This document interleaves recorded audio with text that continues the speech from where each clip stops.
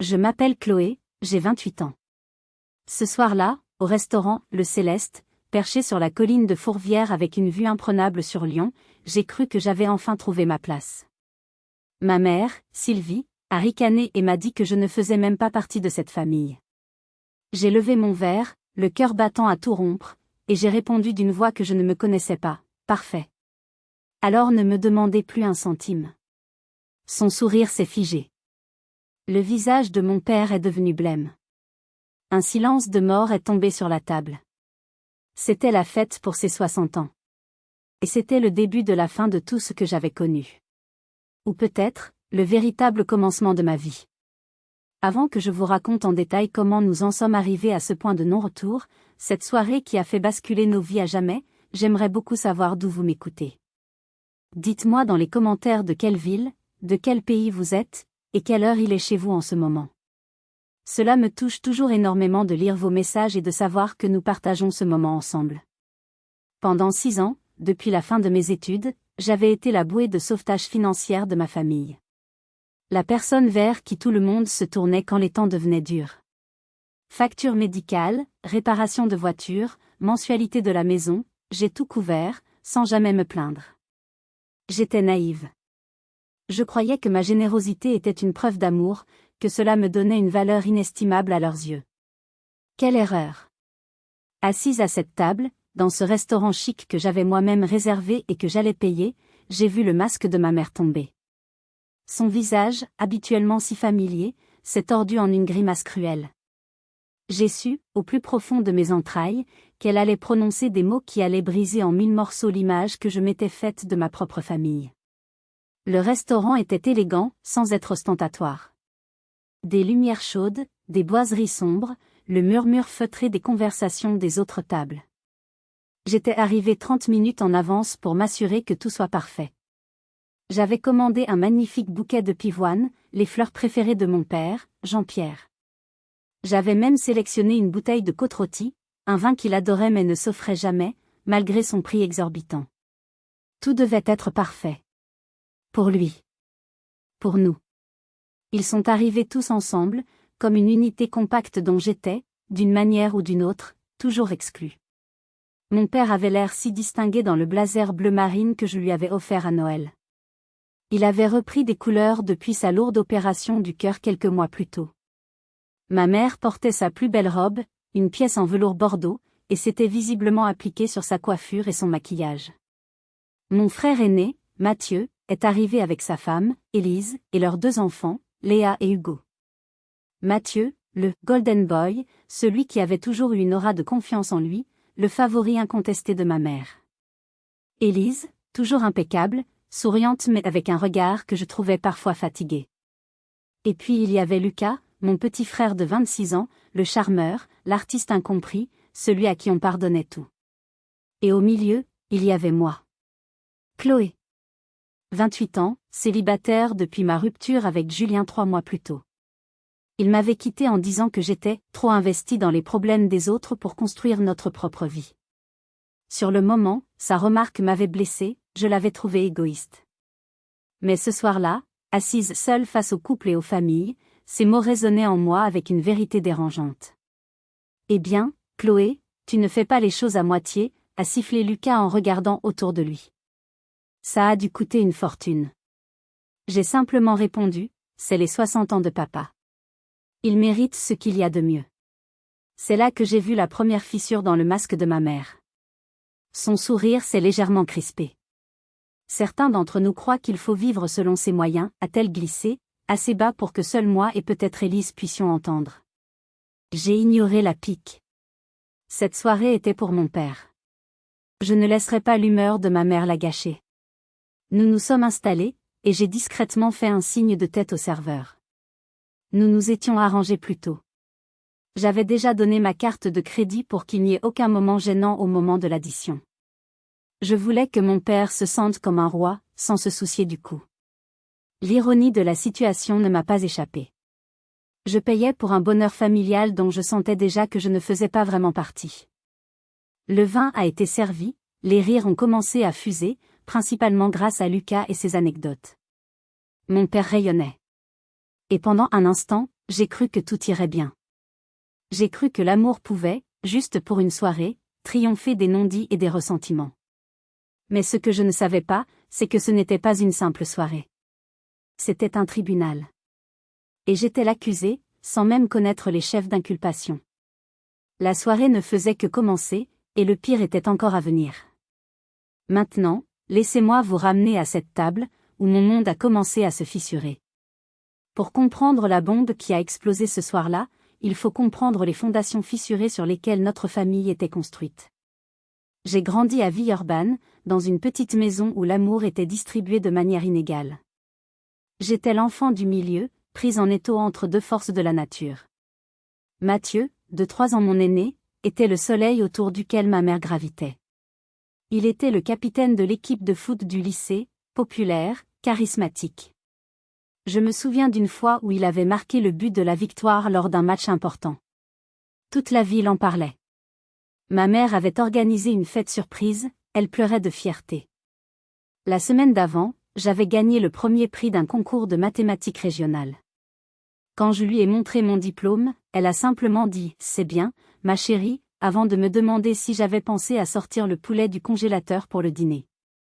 Puis il y avait Lucas, 2 ans plus jeune que moi. Le bébé de la famille. Un artiste dans l'âme, charmant, capable de se sortir de n'importe quelle situation avec un sourire désarmant. Un jour, il a cassé un vase de collection qui appartenait à notre grand-mère. J'étais terrifiée pour lui. Quand ma mère l'a découvert, il a simplement dit avec ses grands yeux tristes, « Je voulais juste voir si les fleurs que j'ai cueillies pour toi iraient bien dedans. » Non seulement il n'a pas été puni, mais il a eu droit à un câlin. Si ça avait été moi, j'aurais été privée de sortie pendant 1 mois. Moi, j'étais Chloé. La sérieuse. La bonne élève. Celle qui ne faisait pas de vagues. Pendant que Mathieu était sur les terrains de sport et que Lucas charmait son monde, je passais mes après-midi à la bibliothèque municipale. Je me suis jetée à corps perdu dans les études, pensant que si je ne pouvais pas être la plus aimée, je serais au moins la plus indispensable. Si mes notes étaient parfaites, si mes réussites étaient irréprochables, alors peut-être, un jour, ma mère me regarderait avec la même fierté qu'elle réservait à Mathieu. Les problèmes financiers ont commencé quand j'avais 15 ans. L'entreprise de construction de mon père a été durement touchée par la crise économique. Les chuchotements anxieux au-dessus des factures sur la table de la cuisine sont devenus une routine. J'ai vu le visage de ma mère se décomposer quand elle a dû nous annoncer qu'il n'y aurait pas d'argent pour de nouveaux vêtements pour la rentrée. Mathieu était déjà à l'université avec une bourse sportive, mais cela ne couvrait pas tout. C'est à ce moment-là que j'ai pris ma décision. Je ne voulais plus jamais voir cette expression d'angoisse sur le visage de mes parents. J'étudierais la finance, je gagnerais bien ma vie, et je m'assurerais qu'il n'ait plus jamais à s'inquiéter. J'ai travaillé à temps partiel dans une boulangerie pendant mes 2 dernières années de lycée, économisant chaque centime pour mes études tout en maintenant une moyenne impeccable. Quand j'ai reçu la lettre d'acceptation pour l'EM Lyon, l'une des meilleures écoles de commerce de France, avec une bourse au mérite, j'ai cru que c'était ma victoire. Pour la première fois, j'ai vu mon père pleurer de joie. Ma mère a dû admettre à contre-cœur que j'étais intelligente. Mais il y avait toujours un « mais ». Chloé est intelligente, mais elle n'a pas le leadership naturel de Mathieu. Ou bien, elle est très travailleuse, mais elle n'a pas le talent artistique de Lucas. L'école de commerce a été une révélation. Les chiffres avaient un sens pour moi, une logique que les relations humaines n'avaient jamais eue. J'excellais. Je donnais même des cours de soutien à d'autres étudiants. Et c'est là que le premier appel est arrivé. Chloé, ma chérie. La voiture de ton père est en panne et nous n'avons pas les moyens de payer les réparations. Je n'ai pas hésité une seconde. J'ai viré 500 € de mes gains de tutorat, l'argent que j'avais mis de côté pour mes propres livres. 2 mois plus tard, c'était une facture médicale inattendue. 300 €. Puis une mensualité de crédit en retard. L'assurance voiture de Lucas. Le schéma s'est installé si progressivement que je l'ai à peine remarqué. Je suis devenue la solution d'urgence. Après mon diplôme, j'ai décroché un excellent poste d'analyste financière dans une grande banque de la Défense à Paris, avant de revenir à Lyon pour me rapprocher d'eux. Je pensais que mon salaire confortable allait enfin nous apporter la paix. Au lieu de cela, les demandes ont explosé. Ce n'était plus des urgences, mais des projets. Le toit de la maison à refaire. Une nouvelle Peugeot pour que mon père puisse aller sur ses chantiers plus confortablement. Les frais de scolarité de Lucas pour une école d'art qu'il n'a jamais terminée. Je disais oui à tout. Chaque oui était un petit shoot de validation. Je me sentais utile, indispensable. J'étais la sauveuse. Je vivais dans mon petit studio à la Croix-Rousse, me contentant de meubles de seconde main, pendant que je finançais une nouvelle véranda pour la maison familiale. Je conduisais une vieille Clio pendant que je remboursais le crédit de la voiture neuve de mon père. J'étais devenu le distributeur automatique de la famille, la fille responsable qui avait tout pour elle. Sauf une vie à moi. Je me disais que c'était ça, l'amour. Le sacrifice. Je pensais que l'argent pourrait acheter son respect. Mais ce que je ne savais pas, c'est que pour ma mère, mon succès était une menace. La transition entre aider occasionnellement et subvenir à leurs besoins a été insidieuse. Après mon embauche, les demandes sont passées de « peux-tu nous dépanner ?» à « Chloé s'en occupera ». Mon salaire, qui me semblait énorme au début, a commencé à fondre sous le poids des urgences familiales. J'ai rapidement compris que mon budget personnel n'était plus vraiment le mien. Il était devenu une extension du compte en banque familiale, le filet de sécurité permanent qui leur permettait de vivre au-dessus de leurs moyens. Je me souviens d'un appel de ma mère, 6 mois après que j'ai commencé à travailler. « Chloé, chérie, ton père est épuisé. Sa vieille camionnette tombe en morceaux. Il a vu une Peugeot Partner presque neuve chez un concessionnaire. C'est un outil de travail, tu comprends. Il en a besoin. » Le prix était de 15 000 €. Une somme colossale pour moi à l'époque. Mais l'image de mon père, travaillant dur sous la pluie et le froid, avec un véhicule peu fiable, m'a brisé le cœur. J'ai contracté mon premier prêt à la consommation. Officiellement, le crédit était au nom de mon père, mais c'est moi qui effectuais les virements mensuels depuis mon compte. Chaque mois, pendant 4 ans. Il n'a jamais manqué un paiement, parce que je ne lui ai jamais laissé l'occasion de le faire. Puis il y a eu le toit. Une fuite après une grosse tempête. Le devis de l'artisan était de 8 000 €. Nous n'avons pas cette somme, Chloé, m'a dit ma mère au téléphone, sa voix pleine d'une panique calculée. La banque ne nous prêtera plus rien. Alors, j'ai vidé mon plan d'épargne logement, celui que je constituais patiemment dans l'espoir, un jour, d'acheter mon propre petit appartement. Je me suis dit que leur sécurité était plus importante que mes rêves. Lucas, mon petit frère, était un chapitre financier à lui tout seul. Son « âme d'artiste » était un prétexte pour une instabilité chronique. Il a voulu s'inscrire dans une école de design privée très chère. J'ai payé les 5 000 € de frais d'inscription. Il a abandonné au bout de 3 mois, disant que le système bridait sa créativité. L'argent était perdu, mais personne n'a osé lui faire de reproches. Quand il a eu besoin d'un nouvel ordinateur pour sa musique, c'est Chloé qui a payé. Quand il n'arrivait pas à payer son loyer, c'est Chloé qui faisait un virement discret à son propriétaire. Mes amis ne comprenaient pas, mais pourquoi tu fais tout ça, me demandait ma meilleure amie, Sophie. Ils sont adultes, non? Je répondais toujours la même chose, c'est ma famille. On se doit bien ça. Mais au fond de moi, une petite voix me disait que quelque chose n'allait pas. Je voyais Sophie et mes autres amis partir en week-end, décorer leurs appartements, mettre de l'argent de côté pour de grands voyages.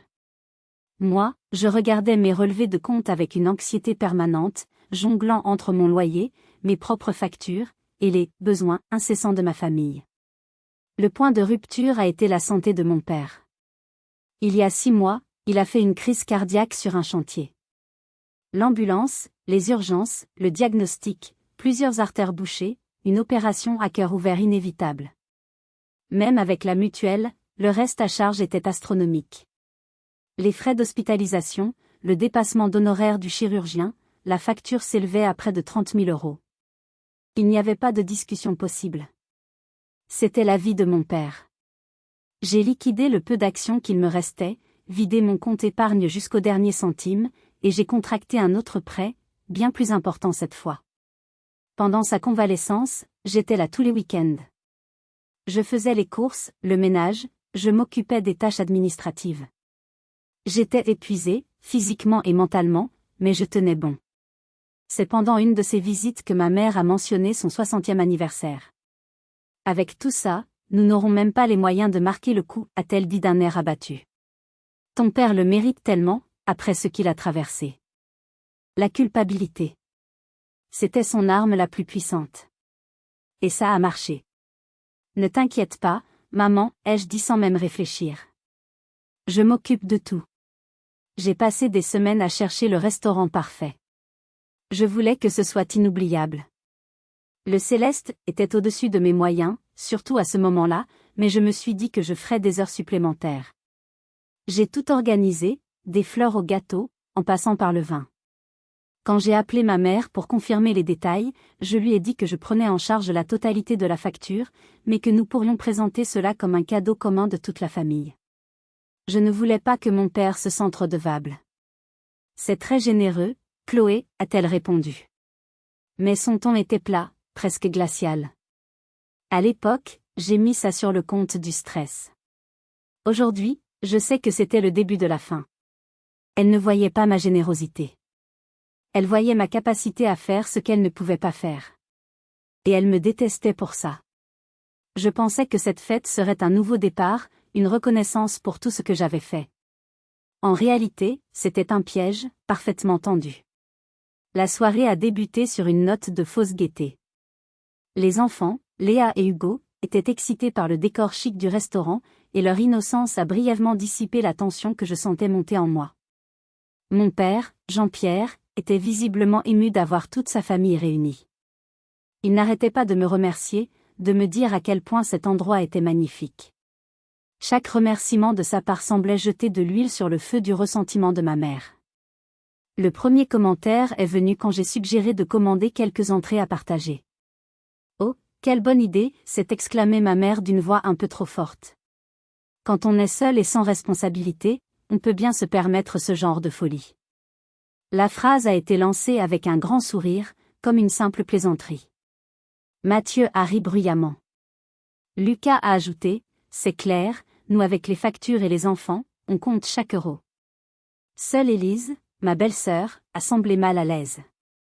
Elle m'a jeté un regard compatissant par-dessus la table. J'ai senti mes joues chauffer, mais j'ai gardé mon calme. Ce soir, on ne compte pas. C'est pour papa. Mon père, absorbé par le bonheur de l'instant, n'a même pas semblé remarquer l'échange. Il a levé son verre, à ma fille Chloé, qui nous gâte toujours autant. Son toast, censé être un compliment, a eu l'effet d'une provocation sur ma mère. Son sourire s'est effacé, remplacé par une expression pincée. La conversation a ensuite dérivé sur mon travail. Mon père m'a demandé des nouvelles de mon récent projet. J'ai brièvement expliqué que j'avais été promu chef de projet sur un dossier important. Une promotion. Formidable, s'est réjoui mon père. Ça veut dire une augmentation, j'imagine, a immédiatement enchaîné Mathieu. Avant que je puisse répondre, ma mère a pris la parole. Il faut bien tout cet argent pour compenser, a-t-elle dit, laissant la fin de sa phrase en suspens, lourde de sous-entendus. Et c'est là qu'elle a lancé sa première véritable attaque, plus directe, plus vicieuse. Avec un air faussement préoccupé, elle a ajouté, « Je me demande juste comment tu fais. Une jeune femme dans ce milieu de requins. J'espère juste que tu n'as pas à faire de compromis pour monter si vite les échelons. » Le silence est tombé sur la table. L'insinuation était claire et abjecte. Elle ne suggérait pas seulement que j'étais obsédée par l'argent, mais que ma réussite professionnelle était peut-être due à des faveurs, et non à mon travail acharné et à mon intelligence. C'était une gifle. Une attaque sur mon intégrité, ma dignité. J'étais sidérée. Les mots me manquaient. J'ai regardé mon père, espérant qu'il interviendrait, qu'il défendrait son honneur autant que le mien. Mais il avait l'air confus, comme s'il n'avait pas saisi la portée de l'insulte. Lucas a gloussé, pensant que c'était de l'humour. Seule Élise a réagi. Sylvie, je ne pense pas que ce soit le genre de choses à dire, a-t-elle murmuré, le visage crispé. Ma mère l'a fusillée du regard. Oh, je dis ça pour elle. Le monde du travail est impitoyable.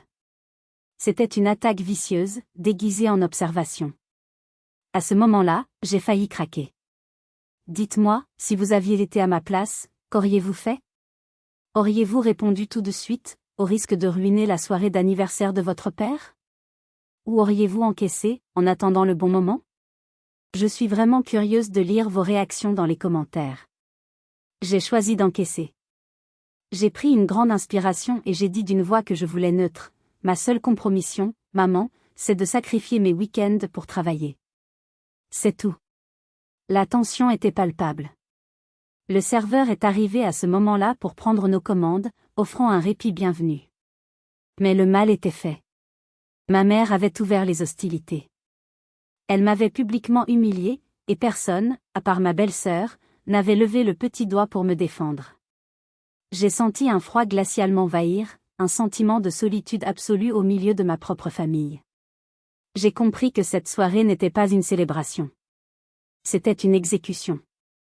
Et j'étais la condamnée.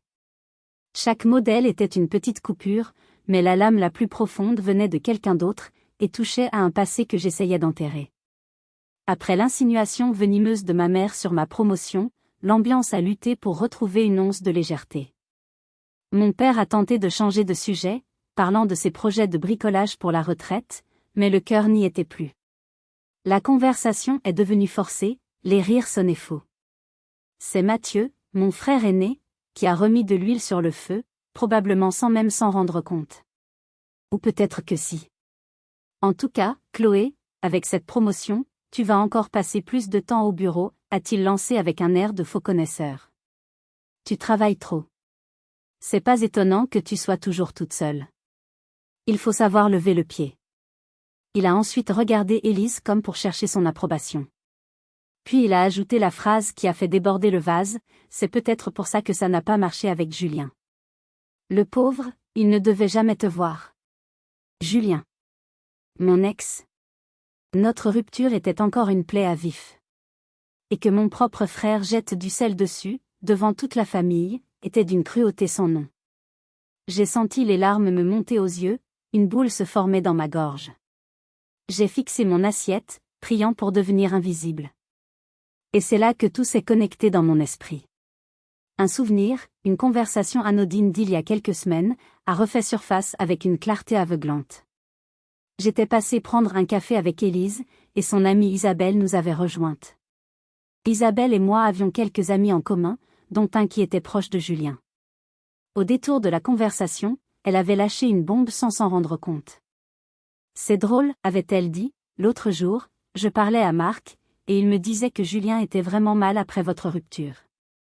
Apparemment, il avait l'impression que tu le méprisais, que tu pensais que sa carrière n'était pas assez prestigieuse pour toi. J'étais tombée des nues. Quoi? C'est absolument faux. Je l'ai toujours soutenu. Isabelle avait haussé les épaules. Je ne sais pas, c'est ce qu'il a dit. Il a même raconté qu'il avait eu une conversation révélatrice avec ta mère un peu avant que vous ne rompiez. Apparemment, elle lui aurait ouvert les yeux sur tes vraies priorités. Point. Sur le moment, j'avais trouvé ça étrange, mais je n'y avais pas vraiment cru. Ma mère n'aimait pas particulièrement Julien, je le savais, mais de là à saboter activement ma relation, ça me paraissait impensable. Mais ce soir, au restaurant, en entendant Mathieu ressortir la même rengaine, en voyant le sourire satisfait de ma mère, toutes les pièces du puzzle se sont assemblées. Ce n'était pas une coïncidence. C'était un plan. Ma mère n'avait pas seulement profité de ma générosité.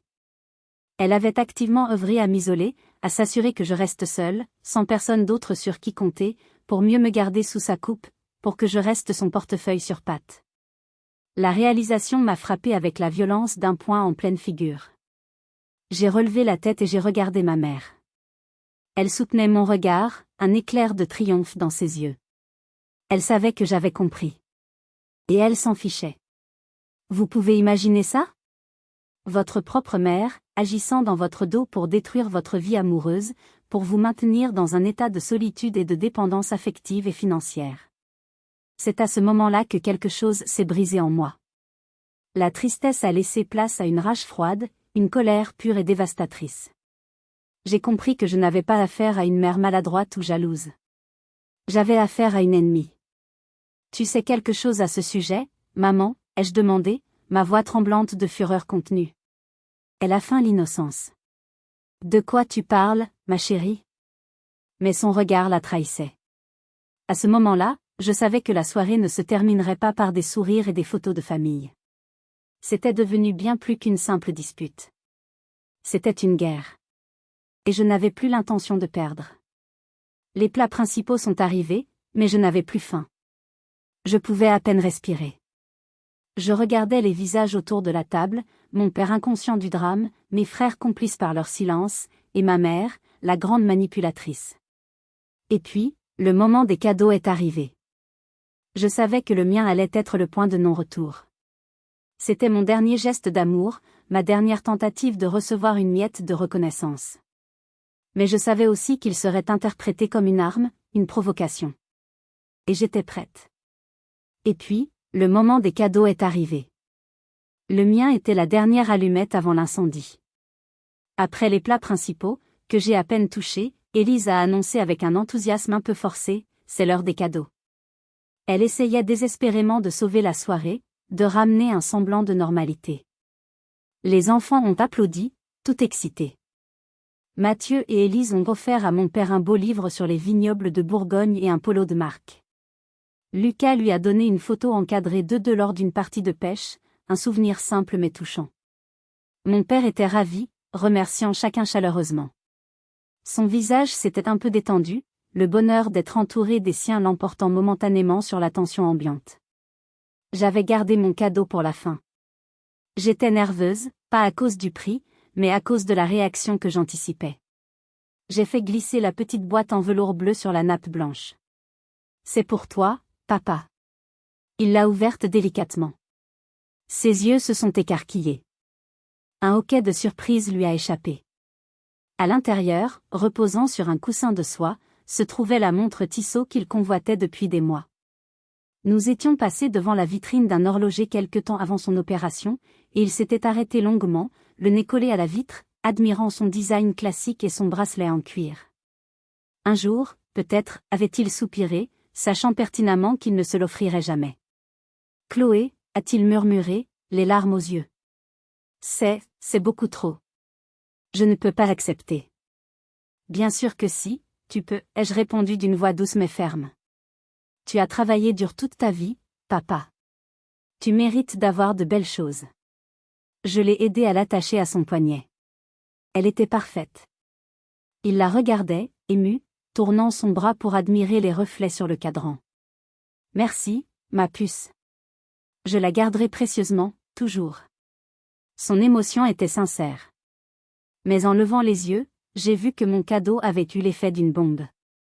Le silence s'est à nouveau installé, mais cette fois, il était chargé d'envie et de ressentiment.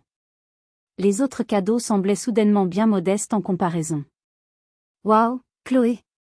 C'est une sacrée montre, a sifflé Lucas, incapable de cacher sa stupéfaction. Mathieu la scrutait avec une jalousie évidente. Ça a dû te coûter un bras. Tu dois vraiment bien gagner ta vie. Le prix n'a pas d'importance, ai-je coupé court. Mais c'était trop tard. Le mal était fait. J'avais, sans le vouloir, étalé ma réussite financière. Et c'est le moment que ma mère a choisi pour porter le coup de grâce. Son visage s'était durci, ses yeux brillaient d'une lueur froide et calculatrice. Elle a attendu que tous les regards soient tournés vers elle.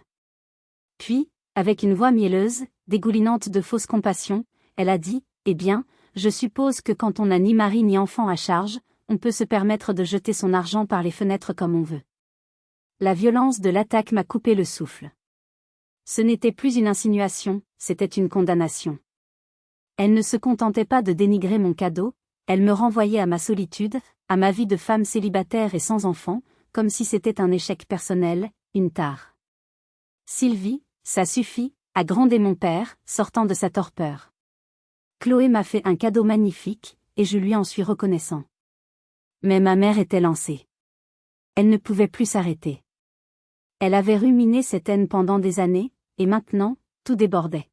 « Oh, je suis sûre que tu es reconnaissant, Jean-Pierre, a-t-elle rétorqué, son venin se répandant sur la table. Elle s'est tournée vers moi, et chaque mot était une gifle. Chloé a toujours été très douée pour acheter l'affection des gens. Acheter l'affection. Ces deux mots ont résonné dans le silence. L'implication était monstrueuse, ma générosité n'était pas de l'amour, mais une manipulation. Tous mes sacrifices, tout l'argent que j'avais versé pendant des années, n'était qu'une tentative pathétique d'acheter ma place dans cette famille. Ce n'est pas juste, ai-je réussi à articuler, ma voix n'étant plus qu'un murmure étranglé. Pas juste, a-t-elle ricané, son masque de respectabilité tombant pour de bon, révélant un visage hideux de jalousie. Tu étales ton argent comme si tu nous faisais une faveur immense, mais tout ce que tu fais, c'est nous rabaisser, nous faire sentir petits et misérables. Je n'arrivais pas à croire ce que j'entendais. J'ai payé pour l'opération qui a sauvé la vie de son mari. J'ai payé pour le toit qui la protège de la pluie. Je payais pour le dîner même qu'elle était en train de manger. Et elle osait m'accuser de la faire sentir petite? La rage a submergé le chagrin. Petit, ai-je répété, ma voix montant d'un cran. C'est moi qui ai payé l'opération de papa. C'est moi qui couvre vos fins de mois depuis 2 ans. C'est moi qui paie cette addition ce soir. Ça y est. La vérité sort enfin, a-t-elle crié, triomphante. Tu comptes chaque centime, n'est-ce pas? Chaque service est noté dans ton petit carnet pour nous le ressortir à la figure. Elle s'est penchée en avant, son visage déformé par la haine, et a chuchoté la phrase qui allait tout sceller. La phrase qui allait me libérer. Tu veux savoir ce que je pense vraiment, Chloé? Je pense que tu es pathétique. Puis, elle a ajouté en riant, un rire sec et cruel, de toute façon, tu ne fais même pas partie de cette famille. Et le monde s'est arrêté de tourner. Tu ne fais même pas partie de cette famille. Les mots ont flotté dans l'air, suspendus dans un silence assourdissant. Autour de la table, tout le monde était figé. Le visage de mon père était livide, sa bouche légèrement ouverte par le choc. Mathieu et Lucas regardaient ma mère avec incrédulité, comme s'ils la voyaient pour la première fois. Élise avait instinctivement couvert les oreilles de sa fille, Léa. Seule ma mère semblait soulagée, presque triomphante. Elle l'avait enfin dit. La pensée qu'elle nourrissait en secret depuis des années était enfin sortie. Pendant une seconde, j'ai cru que j'allais m'effondrer. Que j'allais éclater en sanglots, valider son image de moi comme une femme faible et pathétique. Mais quelque chose d'inattendu s'est produit. Une vague de calme glacial a submergé la rage et le chagrin. C'était la clarté. La clarté absolue et douloureuse de la vérité. Toutes ces années de sacrifice, mon petit studio meublé avec des articles de seconde main, ma vieille Clio qui toussait chaque matin, les vacances que je n'avais jamais prises, ma rupture avec Julien, tout ça pour des gens qui me considéraient comme une étrangère. Une simple ressource financière. Un distributeur de billets avec un visage familier. J'ai vu ma mère me regarder, attendant ma réaction. Elle s'attendait probablement à des larmes, à une crise de nerfs qui lui aurait permis de me faire passer pour l'hystérique de service. Elle ne s'attendait certainement pas à ce que je fasse. Lentement, avec une main parfaitement stable, j'ai attrapé mon verre de vin. Je l'ai soulevé à la hauteur de mes yeux, comme pour porter un toast. Le geste l'a surprise. J'ai vu une lueur de confusion passer dans son regard. J'ai planté mes yeux dans les siens. Parfait, ai-je dit. Ma voix était calme, nette, et portait dans le silence du restaurant. Puis j'ai ajouté les mots qui ont fait basculer le pouvoir. Alors, ne me demandez plus un centime. L'impact a été immédiat et dévastateur. Le triomphe sur le visage de ma mère s'est évaporé, remplacé par une panique naissante. Pour la première fois, elle semblait réaliser les conséquences de ses paroles. Elle venait de tuer la poule aux œufs d'or. Chloé, a-t-elle commencé, sa voix soudainement moins assurée. J'ai levé ma main libre pour l'interrompre. Non, maman. Tu as parfaitement raison. Si je ne fais pas partie de cette famille, alors je n'ai aucune obligation envers cette famille. J'ai pris une gorgée de vin, savourant le goût du côte rôti et la peur grandissante sur le visage de ma mère. Chloé, ma chérie, ta mère ne le pensait pas, a balbutié mon père, retrouvant enfin sa voix. Elle est juste contrariée. Vraiment, maman? Tu ne le pensais pas, ai-je demandé avec une douceur trompeuse. Parce que ça sonnait très sincère. Ça sonnait comme quelque chose que tu penses depuis très, très longtemps. Elle a ouvert la bouche, mais aucun son n'est sorti. J'ai continué, ma voix gagnant en force à chaque mot. Parce que si je ne fais pas partie de la famille, alors je devrais probablement arrêter de payer les dîners de famille, comme celui-ci. Je devrais arrêter de couvrir les mensualités de la maison. Les factures médicales. Les réparations de voitures. L'assurance de Lucas. Les études qu'il n'a pas finies. À chaque élément que je listais, les visages de mes frères se décomposaient. Ils commençaient enfin à comprendre l'ampleur de mon soutien, l'étendue de leur dépendance. Je devrais probablement arrêter de prendre des appels en panique au milieu de la nuit parce que quelqu'un a un besoin d'argent urgent. Je devrais arrêter de faire des heures supplémentaires pour combler les déficits de tout le monde. Je me suis tournée vers ma mère. Je devrais commencer à vivre comme la personne égoïste et obsédée par l'argent que tu sembles croire que je suis. Chloé, s'il te plaît, a-t-elle murmuré, sa voix n'étant plus qu'un filet. Mais j'étais un barrage qui avait cédé. 6 ans de ressentiment contenu se déversaient. Tu sais ce qui est drôle, maman? Tu as raison sur une chose. Je compte. Oh oui, je compte. Alors, laissez-moi vous rafraîchir la mémoire. J'ai regardé chaque membre de ma famille dans les yeux. 30 000 € pour l'opération et les soins de papa. 15 000 € de mensualité de crédit immobilier ces 2 dernières années. 8 000 € pour la voiture de Mathieu quand la sienne a été saisie, chose dont Élise n'est probablement même pas au courant. J'ai vu Élise tourner un regard choqué vers son mari. 5 000 € pour l'école d'art de Lucas. 8 000 € pour le toit. 3 000 pour la chaudière l'hiver dernier. Ce dîner, ce soir? Probablement 800 €, vin compris. Payé par quelqu'un qui ne fait même pas partie de la famille, point. Le silence était total. Même les autres clients du restaurant s'étaient tus, captivés par le drame. J'étais juste en colère, je ne le pensais pas vraiment. A tenté ma mère. Tu le pensais, ai-je affirmé. Et tu sais quoi? Tu avais raison. J'ai essayé d'acheter votre amour.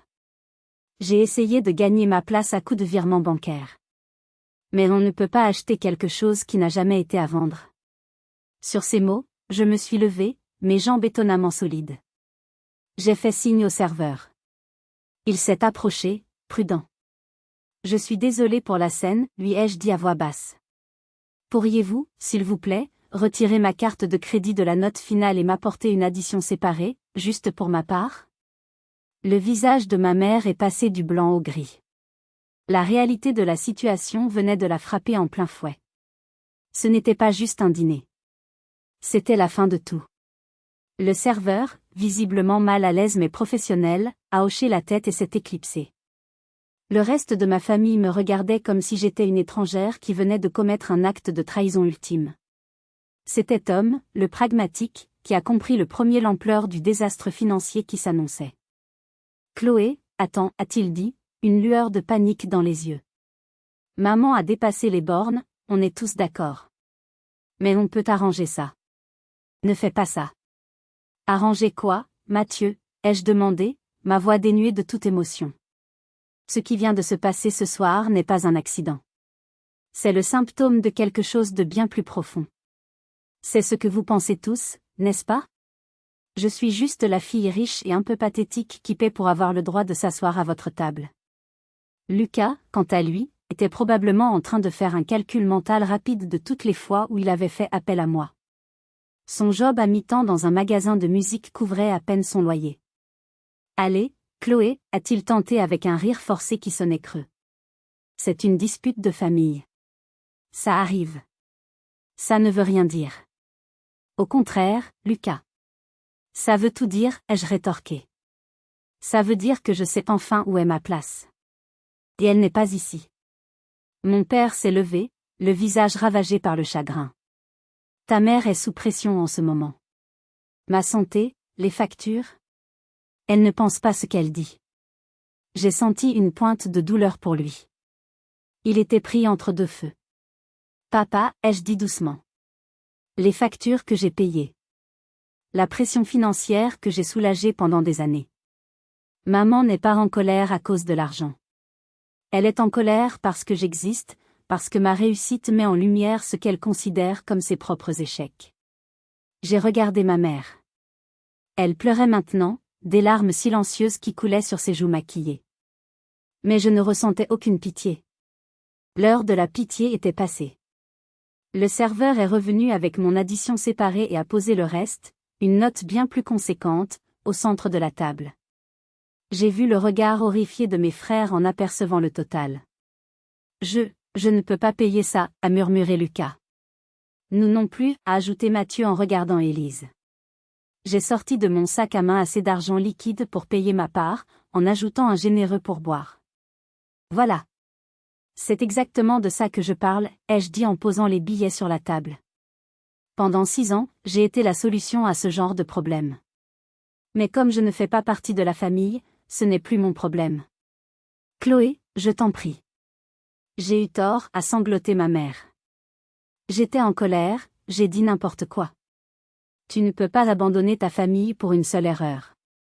Une erreur, ai-je répété, incrédule. Maman, ce n'était pas une erreur. C'était un moment de vérité. Tu as enfin dit tout haut ce que tu pensais tout bas depuis des années. J'ai pris mon sac et me suis dirigée vers la sortie. Mon père m'a attrapé par le bras.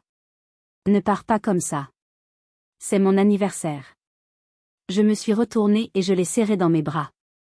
Joyeux anniversaire, papa. J'espère que la montre te plaira. Je l'ai embrassé sur la joue. Je t'aime. Mais je ne peux plus continuer à prétendre qu'envoyer de l'argent équivaut à être aimé. Je me suis dégagée doucement. J'ai jeté un dernier regard à la table. J'espère que vous trouverez un moyen de payer l'addition. Et tout le reste, aussi. Sur ces mots, j'ai tourné les talons et je suis partie, traversant le restaurant sous les regards curieux des autres clients. En poussant la porte et en sentant l'air frais de la nuit lyonnaise sur mon visage, je n'ai pas ressenti de tristesse. Ni de culpabilité. Juste un incroyable soulagement. Pour la première fois depuis 6 ans, j'étais libre. Le trajet de retour vers mon appartement a été surréaliste. Mon téléphone a commencé à sonner avant même que je n'arrive. Mon père. Mathieu. Lucas. Je les ai tous laissés partir sur la messagerie. En rentrant chez moi, mon petit studio m'a paru différent. Plus grand. Plus lumineux. C'était mon espace. Payé avec mon argent. Libre de toute obligation. Le lendemain, le barrage de messages a continué. Mon père me suppliait de revenir, ma mère était inconsolable. Mathieu paniquait à l'idée de devoir réellement gérer son budget. Lucas se plaignait déjà d'être ruiné. Mais le message le plus révélateur venait de ma mère. Il n'y avait pas de remords pour la douleur causée, seulement de la panique face aux conséquences financières. Chloé, il faut qu'on parle. Les factures de l'opération de ton père ne sont pas les seules dettes. Sans ton aide, je ne sais pas comment on va s'en sortir. Je suis désolée. Désolée pour les conséquences, pas pour les mots. J'ai effacé le message. Une semaine plus tard, j'ai réservé un billet d'avion pour la Corse. Première classe. Un hôtel de luxe avec vue sur la mer. Pour la première fois de ma vie d'adulte, je dépensais mon argent pour moi, sans aucune culpabilité. Pendant que je prenais un bain de soleil sur une plage de Porto Vecchio, j'ai reçu un appel d'Élise. Chloé, je voulais juste te dire que tu as bien fait. Sa voix était tendue. Mathieu m'a menti sur nos finances pendant des années. Apparemment, il comptait sur toi pour combler les trous. Il doit apprendre à être un adulte. Nous devons apprendre. Ces mots ont été une validation inattendue et puissante. Mon téléphone n'a pas sonné pendant le reste de mes vacances. Le silence était assourdissant. Et magnifique. De retour de Corse, bronzée et reposée, je me sentais comme une nouvelle personne. Le monde semblait différent, plus léger. Ne plus avoir le poids des problèmes financiers de ma famille sur mes épaules était une libération que je n'aurais jamais imaginée. Cette nouvelle énergie s'est immédiatement répercutée sur mon travail. Libérée du stress constant et des interruptions téléphoniques angoissantes, ma concentration était décuplée. Ma performance a grimpé en flèche. 3 mois après le fameux dîner, j'ai obtenu une nouvelle promotion, avec des responsabilités et un salaire encore plus important. L'ironie était délicieuse. Mais le changement le plus profond se passait à l'intérieur. J'ai finalement pris le temps de m'occuper de moi. J'ai commencé une thérapie, une chose que je repoussais depuis des années, trop occupée à gérer les crises des autres pour affronter les miennes. Ma thérapeute, une femme brillante et perspicace nommée Docteur Martin, m'a donné les clés pour comprendre la dynamique toxique dans laquelle j'avais baigné toute ma vie. Chloé, vous avez joué le rôle de « l'enfant parentifié », m'a-t-elle expliqué lors d'une séance. Dès votre adolescence, vous avez endossé des responsabilités d'adulte qui n'étaient pas les vôtres. Vous êtes devenu le pilier émotionnel et financier de vos propres parents. Elle a continué, le ressentiment de votre mère, Sylvie, vient probablement du fait que votre compétence et votre succès mettaient en lumière ses propres sentiments d'échec et d'impuissance.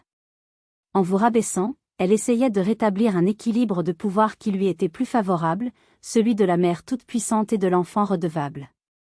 Ces mots ont été à la fois douloureux et incroyablement libérateurs. Ce n'était pas ma faute.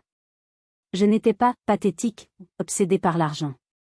J'étais une survivante d'un système familial dysfonctionnel. J'ai commencé à reconstruire mon estime de moi, non pas sur ma capacité à sauver les autres, mais sur ma propre valeur intrinsèque. Pendant ce temps, les conséquences de mon retrait financier continuaient de se faire sentir pour ma famille. Les appels paniqués avaient cessé, remplacés par un silence tendu.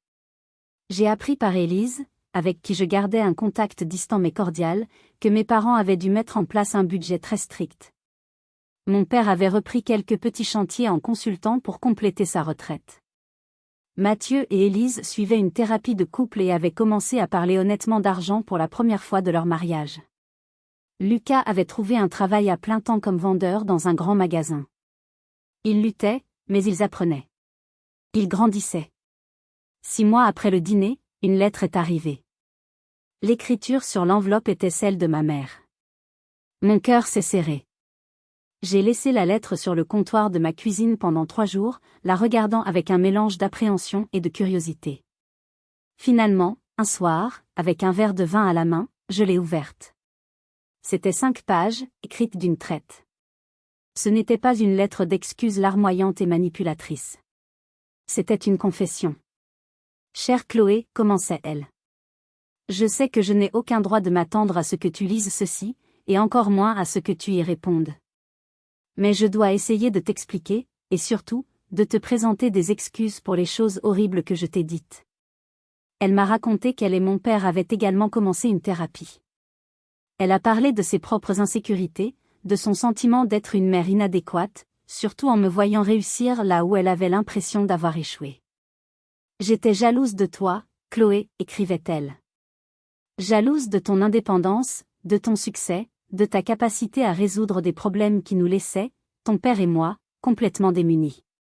Au lieu d'être fière de la femme forte que j'avais élevée, je t'en ai voulu d'être tout ce que je sentais que je n'étais pas. Elle a reconnu les années de soutien financier et les sacrifices que cela m'avait coûté. Je sais maintenant que chaque euro que tu envoyais représentait des heures de ta vie, des opportunités que tu as laissées passer, des rêves que tu as reportés. Et au lieu d'être reconnaissante, j'étais pleine de ressentiment.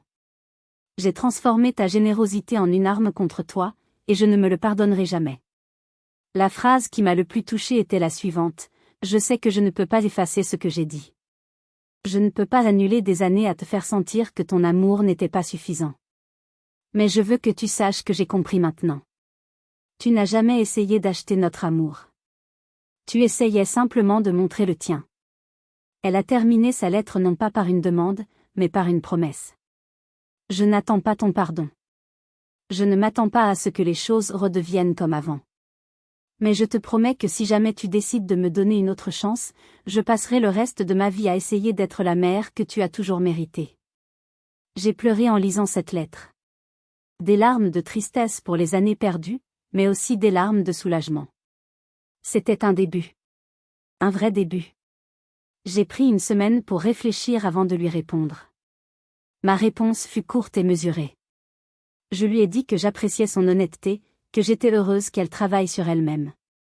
Mais j'ai ajouté que j'avais besoin de plus de temps. Que si nous devions reconstruire une relation, elle devrait être basée sur des fondations entièrement nouvelles. Je pensais qu'il faudrait des années avant que nous puissions nous faire face à nouveau. Mais un appel téléphonique au milieu de la nuit allait tout changer. Un an presque jour pour jour après le dîner d'anniversaire, mon téléphone a sonné à 2 heures du matin. C'était mon père. Sa voix était brisée. Chloé, c'est ta mère. Elle a fait une crise cardiaque. Mon sang s'est glacé. Toutes les barrières que j'avais érigées, toute la distance que j'avais mise, se sont effondrées en un instant. Ma première pensée, mon premier réflexe conditionné a été « Est-ce que vous avez ce qu'il faut ? L'assurance va-t-elle tout couvrir ? Avez-vous besoin d'argent ? » Mais je me suis arrêtée. Ce n'était plus mon rôle. J'ai pris une profonde inspiration. « Comment vas-tu, papa ? Toi, comment tu tiens le coup ? » Il a éclaté en sanglots. « J'ai peur, Chloé. Et je n'arrête pas de penser à cette année perdue. La vie est trop courte pour ça. » Je suis allée à l'hôpital. En voyant mon père dans le couloir, l'air si vieux et si fatigué, j'ai su que j'avais pris la bonne décision. Il m'a serré dans ses bras si fort que j'ai eu du mal à respirer. « Merci d'être venu, a-t-il murmuré. Ma mère était réveillée quand je suis entrée dans sa chambre. Elle semblait plus petite, plus fragile dans ce lit d'hôpital. L'année écoulée l'avait changée, tout comme elle m'avait changé. Il y avait une nouvelle douceur dans ses yeux, une absence de cette dureté que je lui avais toujours connue. « Chloé, a-t-elle dit doucement. Je n'étais pas sûre que tu viendrais. Tu es ma mère, ai-je répondu simplement. Bien sûr que je suis venue. Nous avons parlé pendant 1 heure, prudemment, en évitant les sujets minés du passé. Elle m'a posé des questions sur mon travail, sur ma vie. J'ai posé des questions sur sa convalescence, sur les recommandations des médecins. C'était maladroit, mais c'était réel. Ce n'était pas la grande réconciliation hollywoodienne que l'on voit dans les films, mais c'était un début. Alors que je me préparais à partir, elle a attrapé ma main. « Je n'arrête pas de penser à ce que j'ai dit ce soir-là, a-t-elle avoué, les larmes aux yeux. Que tu ne faisais pas partie de la famille. C'est la chose la plus cruelle et la plus fausse que j'ai jamais dite. Tu n'es pas juste une partie de cette famille, Chloé. Tu en es le cœur. » Cette fois, les larmes qui ont coulé sur mes joues étaient des larmes de reconnaissance. J'étais enfin vue. Les mois suivants ont été une lente reconstruction. Nous avons repris les dîners de famille, mais les règles avaient changé. Chacun contribuait, que ce soit en apportant un plat ou en participant financièrement. J'aidais quand je le choisissais, pas parce que c'était attendu. Ma mère et moi avons même fait quelques séances de thérapie ensemble. C'était un travail difficile, mais nécessaire. Pour le 61e anniversaire de mon père, il a eu une idée folle, retourner au Céleste. J'étais hésitante, mais il a insisté. C'est là que tout s'est brisé, a-t-il dit. C'est là que nous devons commencer à réparer. Cette fois, l'atmosphère était différente. Plus calme, plus humble. Au moment de l'addition, Mathieu a sorti sa carte de crédit. C'est pour moi ce soir. Lucas a insisté pour laisser un généreux pourboire. Nous avons partagé la note, comme une vraie famille. Alors que nous levions nos verres pour trinquer, Lucas, avec sa maladresse habituelle, a lancé, au moins, cette année, personne n'a une montre à 3000 € au poignet pour nous faire sentir comme des pauvres. Un silence gêné est tombé. Les vieux démons n'étaient jamais loin. Mais cette fois, la réaction a été différente. Mon père a posé sa main sur le bras de Lucas et a dit gentiment, « Fiston, nous avons appris à ne plus parler comme ça. Nous avons tous de la valeur, peu importe ce qu'il y a sur notre compte en banque. » Ma mère m'a regardé par-dessus la table, un regard plein de regret et d'amour. J'ai hoché la tête, un petit sourire aux lèvres. Ce n'était pas parfait. Mais c'était notre famille. Une famille en reconstruction, pleine de cicatrices, mais enfin honnête. L'action de partir ce soir-là n'était pas un acte de cruauté. C'était un acte d'amour. Un amour pour moi-même, d'abord, mais aussi un amour pour eux. En refusant de continuer à alimenter un système toxique, je leur ai donné une chance de changer. Je les ai forcés à grandir. Mon histoire est celle-ci. Et la vôtre ? Avez-vous déjà dû prendre une décision radicale pour vous protéger, même si cela signifiait blesser des gens que vous aimez ? Racontez-moi votre expérience dans les commentaires. Votre histoire pourrait aider quelqu'un d'autre à trouver le courage de fixer ses propres limites. Parfois, l'acte le plus aimant que l'on puisse faire est de refuser de participer à un drame familial. C'est s'aimer assez pour exiger le respect. Si cette histoire a résonné en vous, n'hésitez pas à laisser un like et à la partager. On ne sait jamais qui a besoin d'entendre qu'il a le droit de dire stop. Merci de m'avoir écouté. Prenez soin de vous.